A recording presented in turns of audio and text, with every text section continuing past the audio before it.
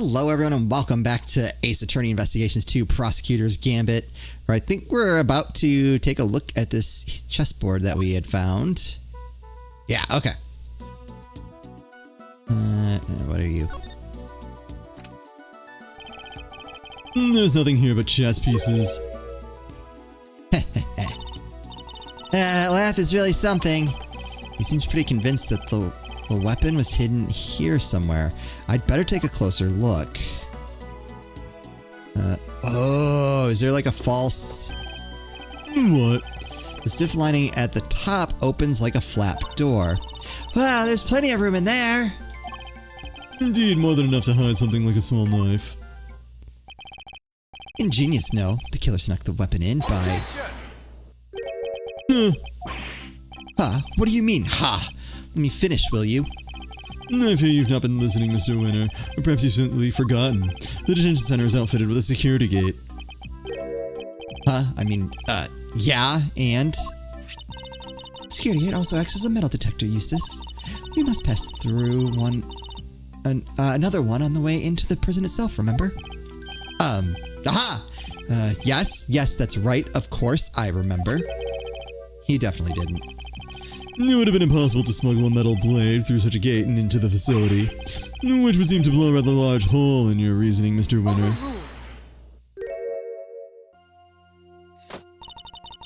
That gate is only used to scan people. Any items they bring into the facility are only subjected to a cursory check. Are you telling me that the chess set wasn't put through the metal detector? It should have been. Alas, it seems guards have grown a bit lax in that regard of late. Don't buy it. Pocket chest belongs to Knight and has a secret compartment. Okay. Security gates deployed at the entrances to both the detention center and the prison proper, capable of detecting items made of metal. Alright, we can still do this. Very good. Thank you, Gavel. It was my pleasure. Now, Mr. Edgeworth, if you would be so kind as to begin your cross-examination. Cross-examination? It's like she's holding a trial. Well, no matter. Let's see how well this ingenious deduction of Mr. Winner's holds up, shall we? Whereabouts of the murder weapon. Okay.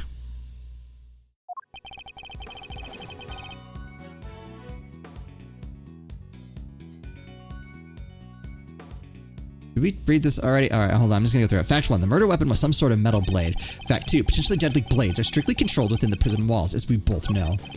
From these two facts, I concluded that the weapon in question must have come from outside. It must have been hidden inside the chess set. That's what I think anyway. And since the only prints we found on the chess set belonged to the victim and the suspect, I'd say it's blindingly obvious who brought the weapon in and used it, wouldn't you? The deductions in his previous testimony stunk worse than a skunk. He was only bailed out by Judge Gavel's wisdom, or rather her own deductions. Things are gonna get rough fast if she's our real opponent. Any bright ideas, Miles Areno? Of course, there's one fact Mr. Winner and Judge Gavel are not yet aware of. Their line of reasoning may appear to be solid at first glance. But there's actually a giant gaping hole in it. Now that's what I like to hear. If I press them for more information, the flaw in their reasoning should reveal itself soon enough. Okay, let's do some pressing. We just need to find the correct angle of attack.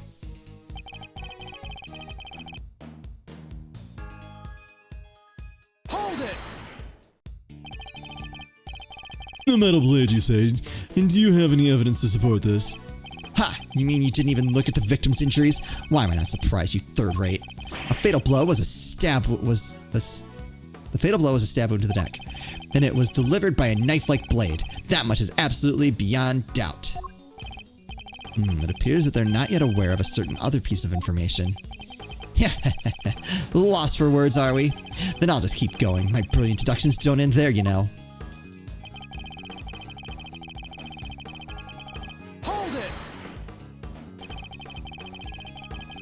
The fact that such objects are strictly controlled doesn't mean they're actually forbidden. Well, no, I mean, some of the prisoners used scissors to cut the animal's hair, and that avenue of inquiry was conscientiously pursued, as you no doubt recall, Eustace. Yes, only one bladed object had been signed out by a single prisoner at the time of the incident. The item was tested for traces of blood, but none were found. I suppose he's referring to the scissors Mr. Sawat was using. So there's no way the blade in question came from inside the prison.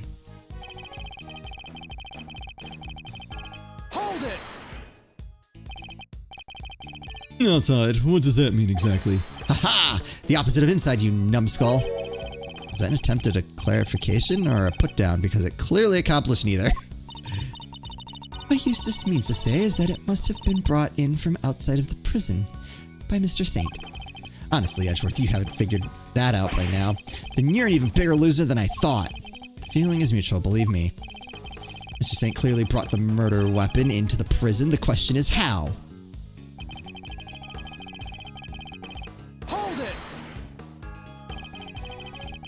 But no murder weapon was found at the crime scene, and there's nothing inside the chessboard either.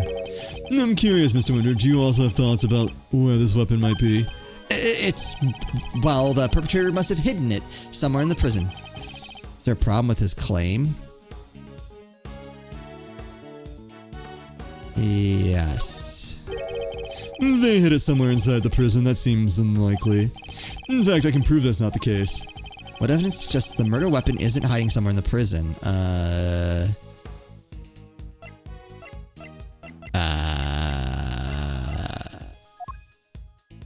Prison roll call.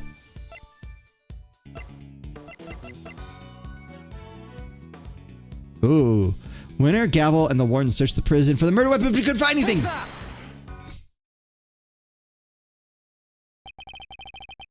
I'm starting to worry about your memory, Mr. Winter. Didn't you and the good judge search the prison with Warden Lagarde? And didn't you fail to find a likely murder weapon? Well, yes, but I guess we just missed it, that's all. Wow, way to undermine yourself. You're saying your search wasn't entirely thorough. You, the so-called winning rookie. Stop making fun of me. Well, Eustace. Calm yourself. Breathe deeply. Do not allow your opponent to get under your skin. You're right. I'm a winner. Why should I let a third-rate loser like Edgeworthless here get under my skin? Got him. Fantastic. Well, thank you to leave my name out of this. Well, I'm Kay Faraday, and I'm A-OK. Not you two, please.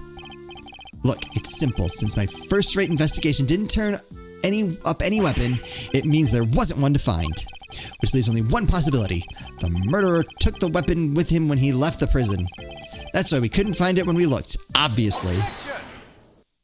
No. But what you're proposing is impossible. This proves why the culprit couldn't possibly have taken the weapon out of the prison with them. Yeah, it couldn't be on their person because of the, security gates. More memory trouble, Mr. Winter. Now you're forgetting things you yourself said. Are you making fun of me again? No, so you remember what I said? But perhaps you might have been better served by remembering this. But what's that? But wait, does he seriously not remember? It would certainly seem that way. There is a security gate at each of the entrances to the detention center and the prison proper. Coming from the prison, anyone leaving the facility would have had to have passed through both of them. 2 gates both fitted with metal detectors. Oh wait, now I remember. Looks like he got his memory back. So as you can see, there's no way anyone could have taken a weapon out through the gates. And therefore, there is no way the murder weapon could have left the building. Ah! In which case, Mr. Edgeworth, perhaps you would care to tell us where you think the murder weapon might be? It's still here on the premises. That's the only possible conclusion to be drawn. But we searched the prison from top to bottom and couldn't find anything. Because you were never going to find anything to begin with. Not when you were laboring under the misconception that it's a blade you were looking for. Yeah, we know the truth about what happened to Mr. Knight. We've seen it with our own eyes. That is quite a claim. I assume you have the evidence to support it. What is the weapon that was used to commit the crime? Take a look at this, Judge Gavel, and the weapon used in this case will become clear. Take a look at... what?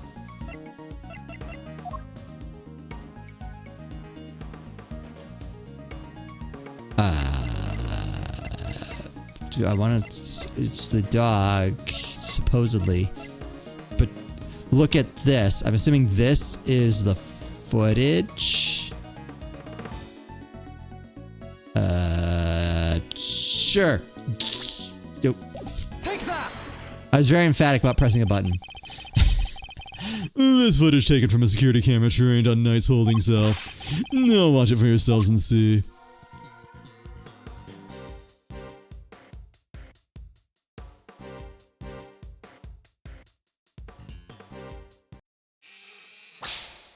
Whoops. What? But how? This footage captures the moment the victim was attacked by a black dog. More than sufficient proof of how he really died, wouldn't you say? Yes, it is certainly significant. So now we know that Knight was in fact killed in his cell by a vicious dog. A dog that moved the victim's body to the prison workshop post-mortem. We know this thanks to an eyewitness who saw the dog in the workshop when the body was discovered. Of course, I think we can all agree that there is no way the dog could have planned such a crime itself. Indeed, I fear it may be his handiwork after all. I don't know if I believe that. That's quite enough of that, Mr. Edgeworth. Judge Gavel. You're correct that this footage is an important piece of evidence, but it also raises an important new question. A question that I suspect you have also been asking yourself. She's right, there is one major problem with my version of the events. The black dog, the one that belongs to one of the inmates, how did it move between the holding cell and the prison proper at will? Oh! How do we answer that one, Mr. Edgeworth? The truth is, I don't know yet. Heh, of course he's not. Can it, Wonder Boy? You didn't even notice there was a problem. Until the defense provides an adequate explanation, the court cannot accept your line of logic. That is all. This court is adjourned. Wait. You saw the dog do it.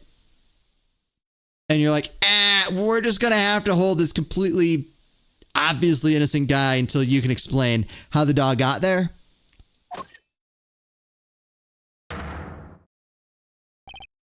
But wait, there's still so much more to explore.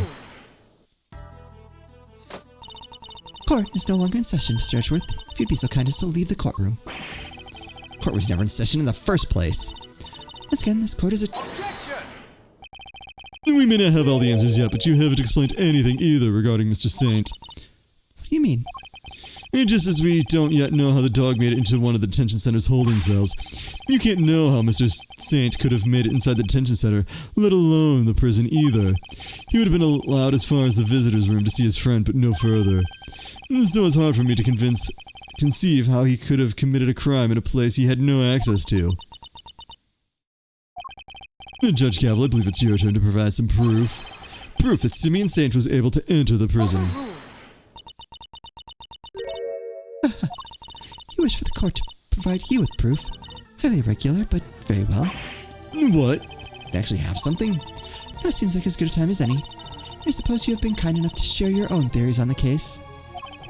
What's she building up to here?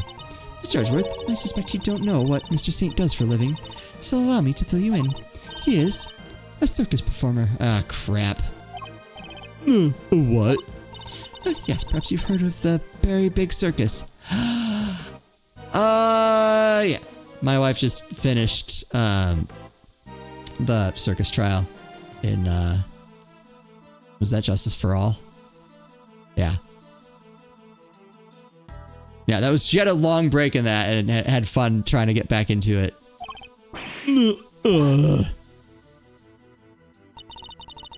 Don't be silly, darling. Of course I was. Yesterday was a very important day, after all. Important in what way exactly? A big meeting of some kind, perhaps? A meeting? Oh, heavens, no. I couldn't think of anything worse. No, yesterday the circus came to visit. That hurts. You see it now, I assume. I'm sure you're aware a show was held yesterday for the prisoners' entertainment. A show featuring animals and performers, performed by members of the Very Big Circus. So, does that mean Mr. Saint? Yes, Mr. Saint was allowed inside the prison as part of that show. A fact that has been confirmed beyond reasonable doubt. She held on to that fact until the last possible moment. She let me run with my own theory, and only afterwards did she use it to reveal the truth. Wait. Put out Gavel. I have him right where I want him. Let me use this, but if I may, while the particulars of the suspect are indeed fascinating, then we have something a little more impressive to share with the prosecutor.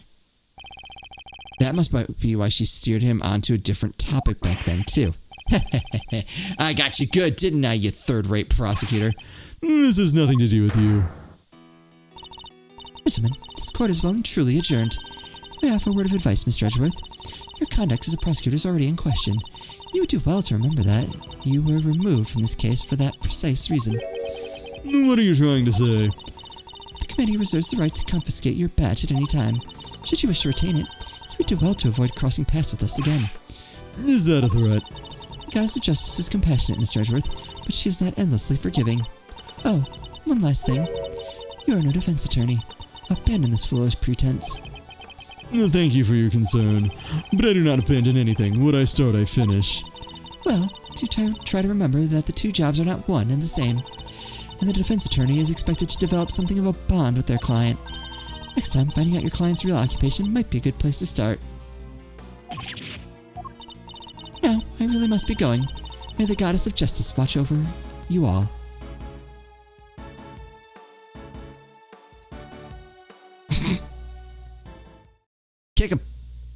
Kick a. Ow.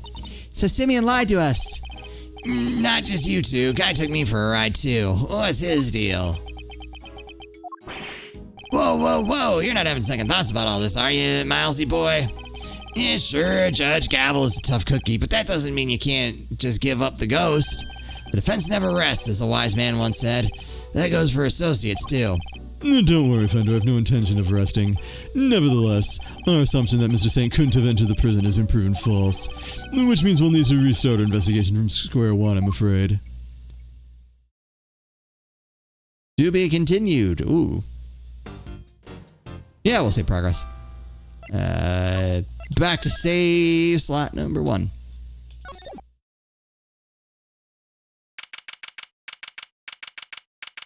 Was Simeon, I don't think he was part of the Very Big Circus. It was the Very Big Circus in Justice for All, right? Or am I misremembering that? It had to have been. I'm like almost certain of it. But it has also been, ooh. What is that, like 2 years ago? Oh my god, that hurts. That's crazy to me that was 2 years ago. Maybe even more. You withheld information from me. Why? What was he? I didn't withhold anything, or at least I didn't mean to. Okay, so you are a member of the Very Big Circus, right? No, I mean, yes, but no. I'm not really a member. I'm still new. Oh, there we go. Okay. That's irrelevant. You're still a member. Eep.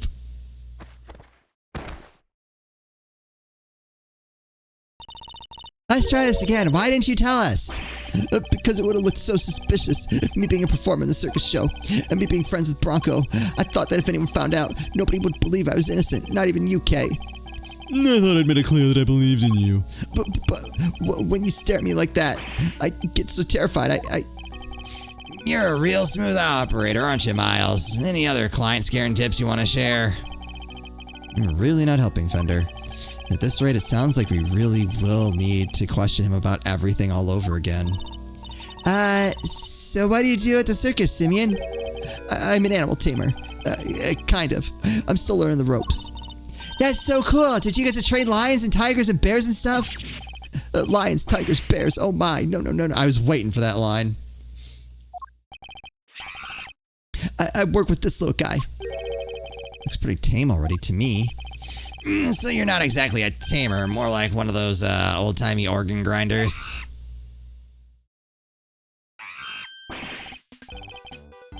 Not now, money. I'm trying to... Oh, you little scamp.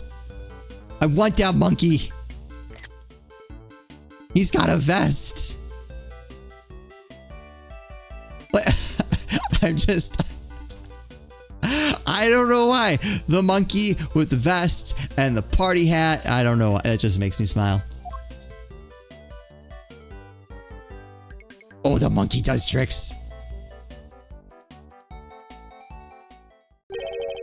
Something tells me it's the organ grinder who's being monkeyed around.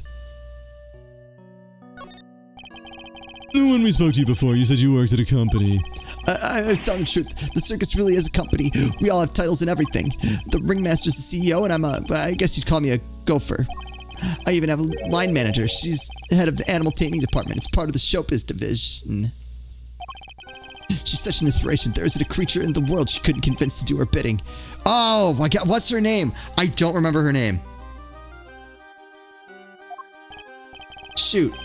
Heh, even Miles here? I'd like to see somebody whip him into shape. I am not some kind of creature, Fender. So this line manager, she was working with you on the show? Yes, it was just us two. It wasn't all that big a job compared to what we normally do.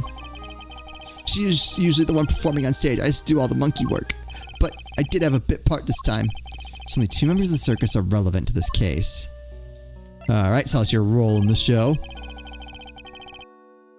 Oh, the monkey's sad. Aw, poor guy. Get you out of here. I mean, Simeon might be stuck, but we'll get you out. Alright, talk me through your movements here at the facility. Sure, I came to see Bronco at around noon 2 days ago. And that was when you brought him the chess set? Yes, and that same evening I started work on setting up the stage in the yard. Okay. It was so hard, I had to haul everything in by myself over multiple trips. Okay. Well, poor sad monkey.